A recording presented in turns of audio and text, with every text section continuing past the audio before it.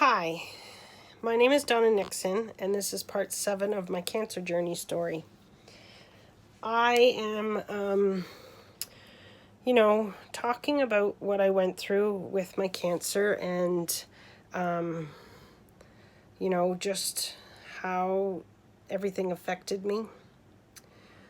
So I last left with talking about when my mom passed away and my dad had a stroke and I had to move my dad in with me, and then I moved houses from a military house. I bought my very first house, and I had to have, a bunch of people come and help me move because I wasn't allowed to lift anything at the time, and I did that before I had my dad move in with me, and in the house I had room for my dad, so I thought, what the heck, bring my dad with me. Anyway, after he got home, he ended up going septic, and my daughter and I tried to get him to go to the hospital, and he wouldn't do that. And my daughter was at work, and then had to go pick her up from work. And when I came home, he said, "Okay, I need to go to the hospital." So we took him, and then he was there for 3 months. He was so bad. I'm pretty sure he had another stroke while he was in the hospital, and they had put him on so many medicines for being septic that I think they missed his blood pressure or his blood thinners or something, and he ended up having another stroke while he was there, and was there for 3 months, and the last little bit was rehabilitation for him. So we ended up having to move him into the downstairs part of my house. So it was a split level house, and the driveway came in on the lower level. So we moved him down there, got him a new bed, set up his desk and his computer for him, and moved him in there.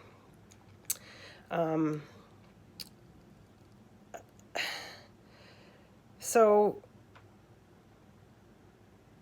with a fistula between my vagina and my rectum,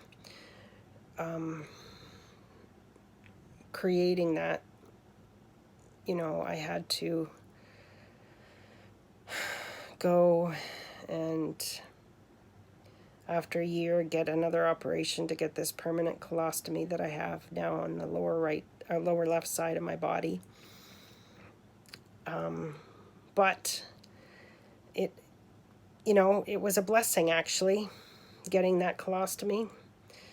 Now I will say I have all the parts that if in the future someone figures out how to reattach chemo and radiated tissue that's like tissue paper back together without having it rip or create another fistula in the future, I can do that. But for right now, it is a permanent colostomy.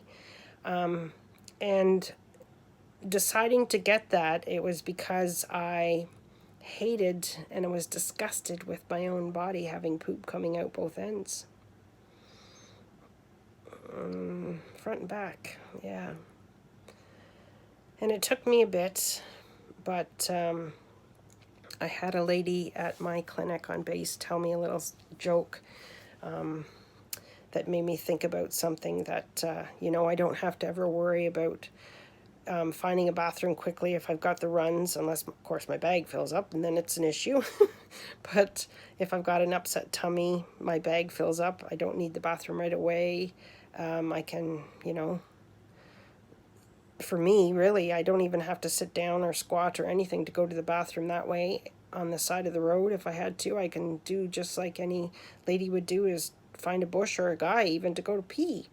So I could do that, just open the bag and dump it. Just have some Kleenex to clean out the end. So life with my colostomy bag now. It's been, like I said, 6 years. I am 6 years clear. I had a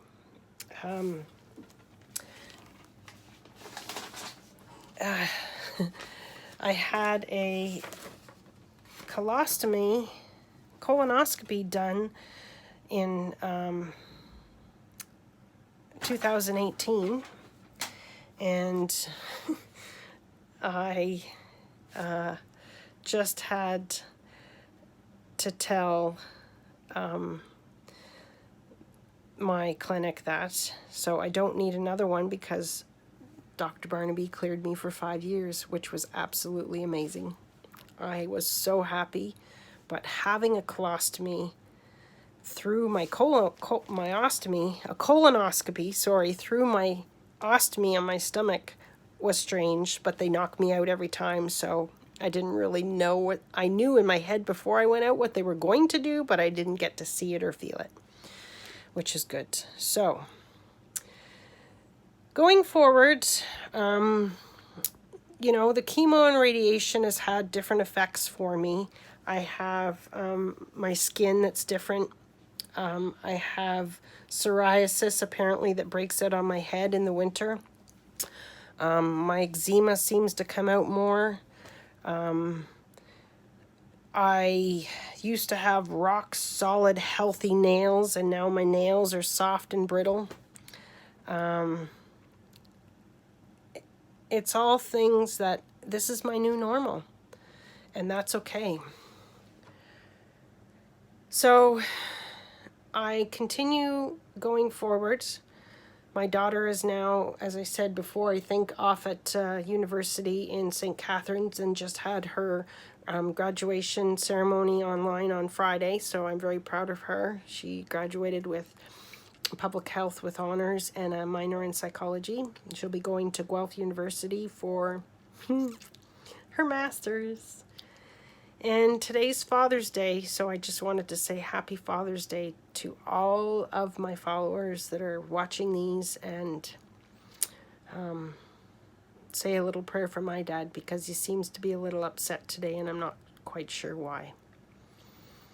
So I thank you, and I hope everyone is well, and I will continue with another portion of what I've been going through next week.